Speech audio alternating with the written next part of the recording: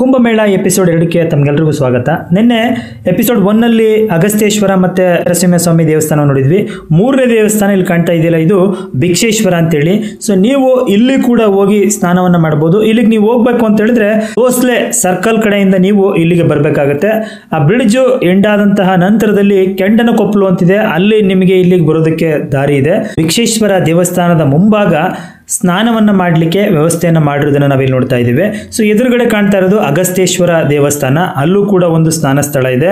ಮತ್ತು ಈ ಕಡೆ ನೋಡ್ತಾ ಇರೋದು ನೀವು ಗುಂಜಾ ನರಸಿಂಹಸ್ವಾಮಿ ದೇವಸ್ಥಾನದ ಮುಂದೆ ಇರುವಂಥ ಸ್ನಾನಘಟ್ಟ.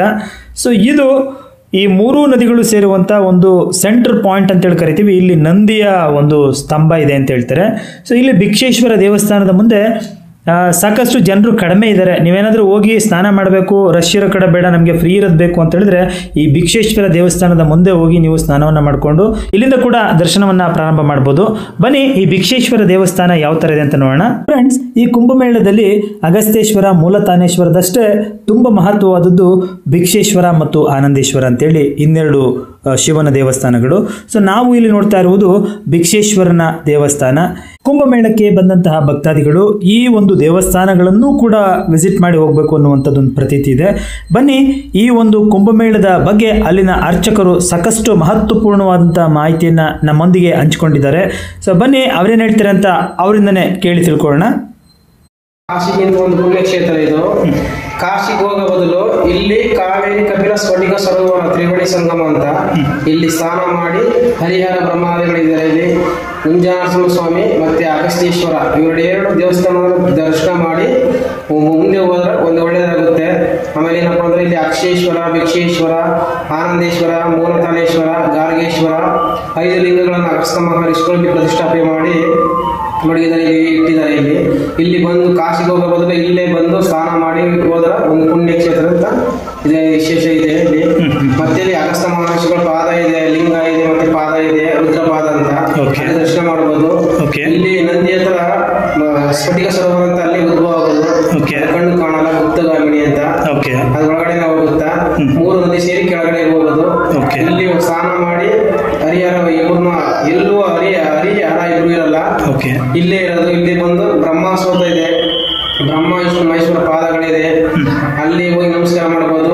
ಹನುಮಂತೇಶ್ವರ ಕಾಶಿಗೆ ಹೋಗಿ ತಂದಿರೋ ಲಿಂಗನ ಅಲ್ಲಿ ಮುಂದ್ಗಡೆ ಚೌಡೇಶ್ವರಿ ದೇವಸ್ಥಾನ ಮುಂಭಾಗದಲ್ಲಿ ಪಕ್ಕದಲ್ಲಿ ಇದೆ, ಅದನ್ನು ದರ್ಶನ ಮಾಡಬಹುದು.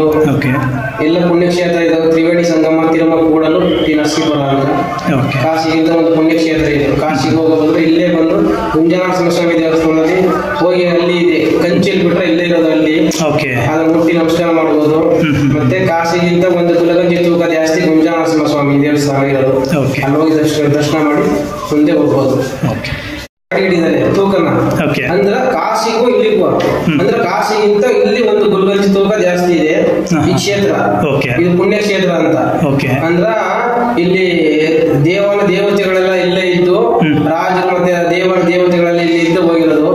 ನಂದಿಕಂಬ ಹತ್ರ ಇದೆಯಲ್ಲ, ಗರುಡಗಂಬ ಇದೆಯಲ್ಲ, ಅಲ್ಲಿ ಕೆಳಗಡೆ ಕೊಳ ಇದೆ, ದೇವಸ್ಥಾನ ಇದೆ ಕೆಳಗಡೆ, ಅದು ಮುಳುಗೋಗಿರೋದು. ಅಲ್ಲಿಂದ ಸ್ಫಟಿಕ ಉದ್ಭವ ಆಗೋದು.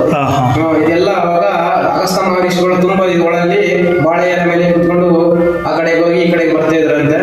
ಮತ್ತೆ ಇಲ್ಲೆಲ್ಲ ಸರ್ಪಗಳು ಓಡಾಡ್ತವೆ. ಇಲ್ಲೆಲ್ಲ ಚೌಡೇಶ್ವರಿ ದೇವಸ್ಥಾನ, ಗುಂಜಾ ನರಸಿಂಹಸ್ವಾಮಿ ದೇವಸ್ಥಾನ, ಅಗಸ್ತ್ಯೇಶ್ವರ ಸ್ವಾಮಿ ದೇವಸ್ಥಾನ ಒಳಗಡೆ ಎಲ್ಲ ಯಾರಿಗೇನು ತೊಂದರೆ ಮಾಡಲ್ಲ. ಇಲ್ಲಿ ಬಂದು ಸ್ನಾನ ಮಾಡಿ ಕಾವೇರಿ ಕಪಿಲ ಸ್ಫಟಿಕ ಸರೋವರ ಸ್ನಾನ ಮಾಡಿ ಇಬ್ಬರು ಇಲ್ಲಿ ಎಲ್ಲೂ ವಿಷ್ಣು ಮತ್ತೆ ಈಶ್ವರ ಇರಲ್ಲ, ಇಲ್ವಾ ಅಕ್ಕಪಕ್ಕದಲ್ಲಿ. ಇಲ್ಲಿ 2 ಕಡೆ ಇದೆ, ಇಲ್ಲಿ ಈಶ್ವರ ಅಗಸ್ತ್ಯೇಶ್ವರ ಇದೆ, ಇಲ್ಲಿ ಗುಂಜಾ ನರಸಿಂಹಸ್ವಾಮಿ ದೇವಸ್ಥಾನ ಇದೆ. ಇಬ್ರು ಒಂದು ಕಡೆ ಇರಲ್ಲ. ಈಶ್ವರ ಅಂತ ಒಬ್ಬರೇ ಇಲ್ಲಿ ಈಶ್ವರ ಮತ್ತೆ ವಿಷ್ಣು ಹರಿಹರ ಇಬ್ರು ಇದ್ರೆ ಅವ್ರಿಬ್ಬರು ದರ್ಶನ ಮಾಡ್ಕೊಂಡು ಹೋದ್ರೆ ಒಂದು ಪುಣ್ಯ. ಮತ್ತೆ ತಿರುಮೂರ್ತಿಗಳು ಬ್ರಹ್ಮ ವಿಷ್ಣು ಮಹೇಶ್ವರ ಪಾದಗಳಿದೆ ಸುತ್ತಕಟ್ಟ ಹತ್ರ, ಅಲ್ಲಿ ವ್ಯಾಸರಾಯರ ಮಠ ಇದೆಲ್ಲ ಅದ್ರ ಪಕ್ಕದಲ್ಲಿ ಇದೆ, ಅಲ್ಲಿ ನಮಸ್ಕಾರ ಮಾಡ್ಕೊಂಡು ಹೋದ್ರೆ ಒಂದು ಪುಣ್ಯ. ಅಲ್ಲಿ ದೊಡ್ಡ ಅಗಸ್ತ್ಯೇಶ್ವರ ಸ್ವಾಮಿ ದೇವಸ್ಥಾನದಲ್ಲಿ 100 ಲಿಂಗ ಇದೆ. ಇನ್ನೊಂದು ಲಿಂಗ ತಂದಿರ ಇಲ್ಲೇ ದರ್ಶನ ಅಂತ ಇಲ್ಲಿ ಆಗ್ಬೇಕಾಗಿದ್ದು, ಇಲ್ಲಿ ಮತ್ತೆ ತಳಗಡಲಾಗುತ್ತೆ ಪಂಚ ದರ್ಶನ, ಅಭಿಷೇಕ ಇಲ್ಲಾಗುತ್ತೆ. ಅಗಸ್ತ್ಯೇಶ್ವರ ಸ್ವಾಮಿ ದೇವಸ್ಥಾನದ ಒಳಗಡೆ ಶಿವನ ಹತ್ತಿ ಮೇಲೆ ಲಿಂಗದಲ್ಲಿ ನೀರು ಬರ್ತದೆ. ಅದೇನಕ್ಕೆ ಬರ್ತದೆ ಅಂತಂದ್ರ ಹನುಮಂತೇಶ್ವರನಿಗ ಇಲ್ಲಿ ಒಂದು ಪ್ರತಿಷ್ಠಾಪನೆ ಮಾಡ್ಬೇಕು, ಲಿಂಗನ ತಗೋಬರಪ್ಪ ಅಂತ ಅಗಸ್ತ್ಯ ಮುನಿಗಳು ಕಳಿಸ್ತಾರ ಕಾಶಿಗ ಅಂತೆಲ್ಲ ಇಲ್ಲೇ ತಗೋಬರ್ಬೇಕು ಅಂತ ಕಳಿಸ್ತಾರ. ಅವ್ರು ಕಾಶಿ ತುಂಬಾ ದೂರ ಹೋಗ್ತಾರ, ಅವ್ರು ಬಲವಾದ ಲಿಂಗ ತರಬೇಕು ಅಂತ. ಅದು ತರ ಗಂಟೆ ಲೇಟ್ ಲಿಂಗ ಮಾಡಿ ಅಗಸ್ತ್ಯೇಶ್ವರ ಸ್ವಾಮಿ ದೇವಸ್ಥಾನದ ಅದೇ ದೇವರು ಲಿಂಗ ಮರಳ ಲಿಂಗ ಮಾಡ್ತಾರ. ಅವರು ಅಲ್ಲಿಂದ ಸಿಲಿಂಡರ್ ಕುಡಿಸ್ಬಿಟ್ಟಿರ್ತಾರ ಅವರು ಗೊತ್ತಾರಲ್ಲ, ನಾವು ಅಷ್ಟೂರಿಂದ ತಗೋಬರಂದ್ರೆ ನೀವು ಕುಡಿಸ್ಬಿಟ್ಟಿದ್ರೆ ಅಂತ ಕೋಪದಲ್ಲಿ ಏನ್ ಮಾಡ್ತಾರ, ಮೊಳಸಂದಿಲಿ ಈ ತರ ಗುದ್ದಿ ಅಲ್ಲಿ ಲಿಂಗದ ಮೇಲೆ ನೀರು ಬರ್ತಿರುತ್ತೆ. ಅಪ್ಪ ಇಲ್ಲ ಕೋಪ ಮಾಡ್ಕೋಬೇಡ, ಆಯ್ತು ನೀನ್ ತಂದದ ಫಸ್ಟ್ನೇ ಪೂಜೆ ಅದಕ್ಕೆ ಆಗ್ಲಿ ಅಂದ್ಬಿಟ್ಟು ಹನುಮಂತೇಶ್ವರ ಅಂತ ಚೌಡೇಶ್ವರಿ ದೇವಸ್ಥಾನ ಪಕ್ಕದ ಚಿಕ್ಕದೊಂದು ಗುಡಿ ಇದೆ, ಅಲ್ಲಿ ಫಸ್ಟ್ನೇ ಪೂಜೆ ಅಲ್ಲಿ ಅದಕ್ಕೆ ದೊಡ್ಡ ಲಿಂಗ ತಂದಿರೋದನ್ನ ಪ್ರತಿಷ್ಠಾಪನೆ ಮಾಡಿ ಅಲ್ಲಿ ಏನ್ ಮಾಡಿದ್ರೆ ಫಸ್ಟ್ ಪೂಜೆ ಮಾಡಾದ್ಮೇಲೆ ಅಗಸ್ತ್ಯೇಶ್ವರ ಸ್ವಾಮಿ ದೇವಸ್ಥಾನಕ್ಕೆ ಪೂಜೆ. ಫ್ರೆಂಡ್ಸ್ ಕೇಳಿದ್ರಲ್ಲ, ಇದು ಟಿ ನರಸೀಪುರದಲ್ಲಿ ನಡೆಯುವಂತಹ ಕುಂಭಮೇಳದ ಇತಿಹಾಸ ತುಂಬ ಚೆನ್ನಾಗಿ ನಮಗೆ ತಿಳಿಸ್ಕೊಟ್ಟಿದ್ದಾರೆ. ಹಾಗೆ ಇಲ್ಲಿಂದ ಮುಂದೆ ಹೋದರೆ ಆನಂದೇಶ್ವರ ಅಂತ ದೇವಸ್ಥಾನ ಸಿಗುತ್ತೆ, ಶಿವನ ದೇವಸ್ಥಾನ, ಅದನ್ನು ಕೂಡ ನಾವು ನೋಡಿ ಹೋಗ್ಬೇಕಂತ. ಇದು ಆನಂದೇಶ್ವರ ದೇವಸ್ಥಾನ, ನಿಮಗೆ ಅದೇ ರೋಡಲ್ಲಿ ಕೊನೆಗೆ ಸಿಗುವಂಥ ದೇವಸ್ಥಾನ ಇದು. ಬನ್ನಿ ಒಳಗಡೆ ಹೋಗಿ ನೋಡಿ ಯಾವ ಥರ ಇದೆ ಅಂತೇಳಿ. ಈ ಆನಂದೇಶ್ವರ ದೇವಸ್ಥಾನವನ್ನು ಕೂಡ ಅವತ್ತಿನ ದಿನಗಳಲ್ಲಿ ಅಗಸ್ತ್ಯ ಮುನಿಗಳು ನಿರ್ಮಾಣ ಮಾಡಿದರು ಅಂತೇಳಿ ಅದು ಕೂಡ ಒಂದು ಇಲ್ಲಿಯ ಇತಿಹಾಸವನ್ನು ಗೊತ್ತಾಗುತ್ತೆ.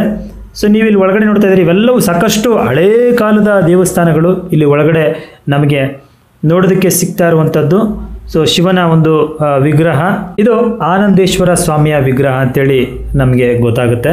ಫ್ರೆಂಡ್ಸ್, ನೀವು ತಿರುಮಕೂಡಿನಲ್ಲಿ ನಡೀತಾ ಇರುವಂಥ ಈ ಕುಂಭಮೇಳಕ್ಕೆ ಬಂದು ಇಲ್ಲಿ ಸ್ನಾನವನ್ನು ಮಾಡಿ ಈ 4 ಶಿವನ ದೇವಸ್ಥಾನಗಳನ್ನು ದರ್ಶನವನ್ನು ಮಾಡಿದ್ದೆ ಆದರೆ ಕಾಶಿಗಿಂತನೂ ಒಂದು ಗುಲಗಂಜಿಯ ಗಾತ್ರದಷ್ಟು ಪುಣ್ಯ ಜಾಸ್ತಿ ಸಿಗುತ್ತೆ ಅನ್ನುವಂಥ ಒಂದು ಪ್ರತೀತಿ ಇಲ್ಲಿದೆ ಸ್ನೇಹಿತರೆ. ಬನ್ನಿ ಈ ಕುಂಭಮೇಳಕ್ಕೆ ಬಂದಿರುವಂಥ ಭಕ್ತಾದಿಗಳು ಇದ್ರ ಬಗ್ಗೆ ಏನ್ ಹೇಳ್ತಾರೆ ಅಂತ ಕೇಳಿ ತಿಳ್ಕೊಳ್ಳೋಣ. ನದಿಗೆ ಸ್ನಾನ ಮಾಡಬೇಕು, ಕಾವೇರಿ ನದಿ ತೀರ್ಥವಾಗ ನಾವು ಅದರಿಂದ ಕಪಿಲಾ ಕಾವೇರಿ ಮತ್ತೆ ಒಂದು ಸ್ಫಟಿಕ ನದಿ ಒಬ್ಬ ಇದಾಗಿದೆ. ಈ ಇದರಲ್ಲಿ ಯಾವ ವರ್ಷನೋ 3 ವರ್ಷ ನಾವು ಮಾಡ್ತಾರೆ. ಒಳ್ಳೆ ಪುಣ್ಯ ನದಿ. ನಮ್ಮ ಮೈಸೂರು ಮಂಡ್ಯಕ್ಕೆ ನಮ್ಮ ಮೊದಲೇ ಜೀವನಾಡಿಗಳು, ನಮ್ಗೆ ಪುಣ್ಯ ಸ್ಥಾನ ಅಂದ್ರೆ ಇದೆ. ಏನ್ ಅನ್ಸುತ್ತೆ ಇಲ್ಲಿ ಬಂದಾಗ? ನಿಮ್ಗೆ ಏನ್ ಖುಷಿ ಅನ್ಸುತ್ತಾ, ಸಮಾಧಾನ ಆಗುತ್ತಾ? ಬಿಸಿಲು ಜಾರು ಒಂಥರ ನೆಮ್ಮದಿ ಐತೆ, ಒಳ್ಳೆ ಜಾಗ. ಒಂದು ಏನೋ ಮೈಂಡಲ್ಲಿ ಏನೋ ಇದ್ರೂ ಪ್ರಶಾಂತವಾಗಿ ಕುತ್ಕೊಳ್ಳುವ, ಒಂದು ಅರ್ಧ ಗಂಟೆ ಕೂತಿದ್ದು ಹೋಗುವ, ಮನಸ್ಸು ಸಮಾಧಾನ ಆಗುತ್ತೆ ಅಂತ ನಮ್ಮ ಫ್ರೆಂಡ್ಸ್ ನೋಡಿದ್ರಲ್ಲ, ಇದು ಕರ್ನಾಟಕದ ದಕ್ಷಿಣ ಕಾಶಿ ಅಂತಲೇ ಹೆಸರುವಾಸಿ ಆಗಿರುವ ಮೈಸೂರಿನ ಪಕ್ಕ ಇರುವ ತಿರುಮಕೂಡಲ ನರಸೀಪುರದಲ್ಲಿ ನಡೀತಾ ಇರುವಂತಹ 13ನೇ ಕುಂಭಮೇಳಕ್ಕೆ ಸಂಬಂಧಪಟ್ಟಂಥ ಸಂಪೂರ್ಣ ಮಾಹಿತಿಯನ್ನು ನಾನು ಈ ವಿಡಿಯೋದಲ್ಲಿ ನಿಮಗೆ ಹಿಸ್ಟ್ರಿ ಸಮೇತ ಎಲ್ಲವನ್ನು ತಿಳಿಸುವಂಥ ಪ್ರಯತ್ನವನ್ನು ಮಾಡಿದ್ದೇನೆ ಸ್ನೇಹಿತರೆ. ಸೊ ನಿಮಗೆ ಈ ವಿಡಿಯೋ ನೋಡಿ ಖುಷಿಯಾಗಿದ್ದರೆ ವಿಡಿಯೋಗೊಂದು ಲೈಕ್ನ ಕೊಟ್ಟು ಸಪೋರ್ಟ್ ಮಾಡಿ, ಹಾಗೆ ಹೆಚ್ಚು ಜನರಿಗೆ ಇದನ್ನು ಶೇರ್ ಮಾಡಿ. ಇನ್ನು 12ನೇ ತಾರೀಕುವರೆಗೂ ಈ ಕುಂಭಮೇಳ ನಡೆಯುತ್ತೆ. ನಿಮಗೆ ಇಂಟ್ರೆಸ್ಟ್ ಇದ್ದರೆ ನೀವು ಹೋಗಿ ಅಂತ ಹೇಳ್ತಾ, ವಿಡಿಯೋ ಇಷ್ಟ ಆಗಿದ್ರೆ ವಿಡಿಯೋಗೊಂದು ಲೈಕ್ನ ಕೊಟ್ಟು ಚಾನಲ್ನ ಸಬ್ಸ್ಕ್ರೈಬ್ ಮಾಡಿಕೊಂಡು ಸಪೋರ್ಟ್ ಮಾಡಿ ಅಂತ ಹೇಳ್ತಾ, ಮುಂದಿನ ವಿಡಿಯೋದಲ್ಲಿ ಮತ್ತೊಂದು ಹೊಸ ವಿಷಯದೊಂದಿಗೆ ತಮ್ಮ ಮುಂದೆ ಬರ್ತೀನಿ. ಎಲ್ಲರಿಗೂ ಥ್ಯಾಂಕ್ ಯು, ಬಾಯ್ ಬಾಯ್.